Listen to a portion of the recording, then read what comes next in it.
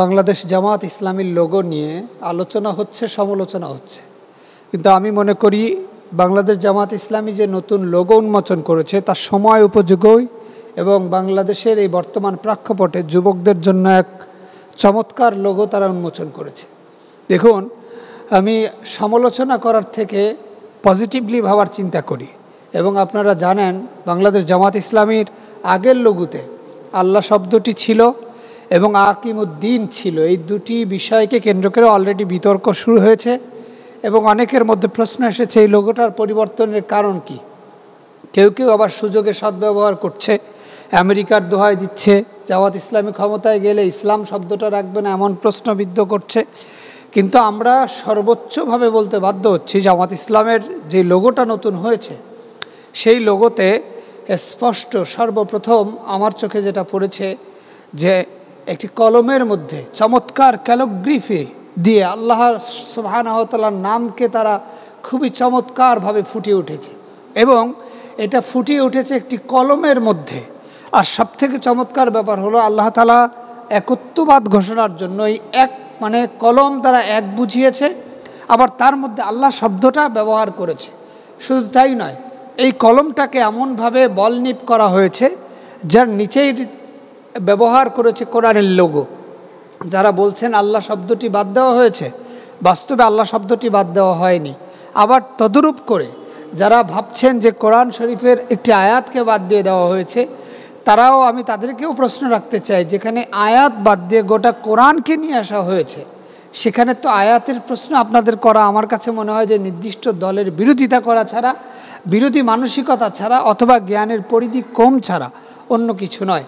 এর থেকে বড় চমৎকার ব্যাপার হলো একটি ন্যায়ের প্রতীক যেটা বাংলাদেশ জামাত ইসলামের তারা তাদের প্রতীক হিসেবে ব্যবহার করে, সেই দাড়িপাল্লাও আছে।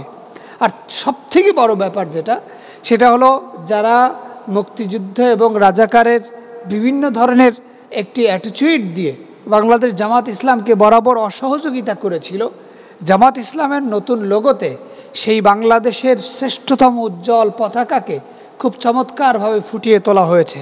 শুধু তাই নয়, একটি রক্তিম সূর্যকে উপস্থাপন করা হয়েছে যা বাংলাদেশের লাল চেতনাকে জাগ্রত করে এবং চারপাশে সবুজ অবয়বকে উপস্থাপন করা হয়েছে যা পতাকার সাদৃশ্যকে উপস্থাপন করে।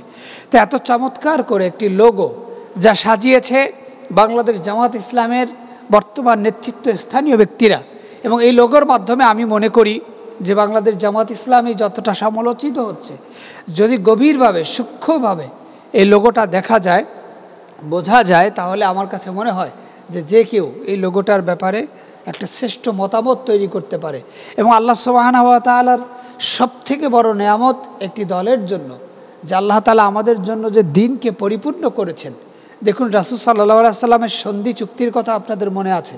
কৌশলগত জামাত ইসলামকে বিভিন্নভাবে মানুষের সামনে উপস্থাপন করার ক্ষেত্রে জামাত ইসলাম যদি একটু সুকৌশলী হয়, সেটা রাসূল সাল্লাল্লাহু আলাইহি সাল্লামের সন্ধি বিজয়ের ওই চুক্তিবদ্ধ কারণও তো হতে পারে। আমরা আগে থেকেই যারা সমালোচনা করছি, প্রশ্ন করছি, আমাদের তো ফিডব্যাক নেওয়া উচিত। কেন এই লোগো তৈরি হলো, কেন হলো, কিভাবে হলো? যারা আল্লাহ শব্দটা খুঁজেই পাচ্ছিলেন না, কি চমৎকার ক্যালিগ্রাফি একটি কলমের মধ্যে আহাত একত্ববাদের ঘোষণার ক্যালিগ্রাফি দেওয়া হয়েছে।